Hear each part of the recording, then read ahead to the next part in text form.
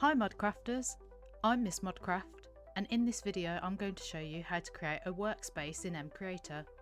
MCreator is a tool that I will be using in my videos to help you learn how to create mods for Minecraft.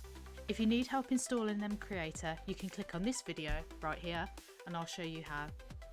To be able to create mods using MCreator, you need to create a workspace for your mod.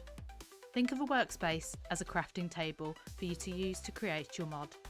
If you want to see more Minecraft mod tutorials, don't forget to subscribe, but for now, let's begin.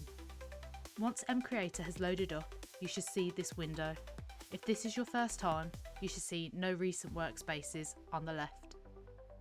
Click the New Workspace button with a big plus. This will open a new window where you get to select a workspace type. These workspace types will determine what type of mod you'll be creating. For starting out, we're going to create Minecraft data packs, but in the future we may move to other types. Minecraft data packs are just for Java Edition. They are saved to the Minecraft world, and only the world needs the data pack, so when they're hosted on a server, players can join using vanilla Minecraft. To create the workspace, you'll need to give your data pack a name, mod ID, and select a folder for your workspace to be located.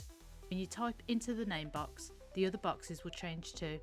But if any of the boxes appear red, something has gone wrong, and you'll need to change whatever is inside the box.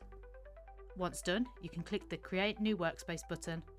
Well done, you've created your first data pack workspace, and you're now ready to start using your workspace to create your data pack. If you want to jump straight in and start creating your first mod, you can click on the video here on the left. Otherwise, if you want to learn more about MCreator, you can click on the video on the right. Thank you for watching guys, and if you like this video, please like and subscribe for more Minecraft mod tutorials. Goodbye Modcrafters, and we'll see you next time.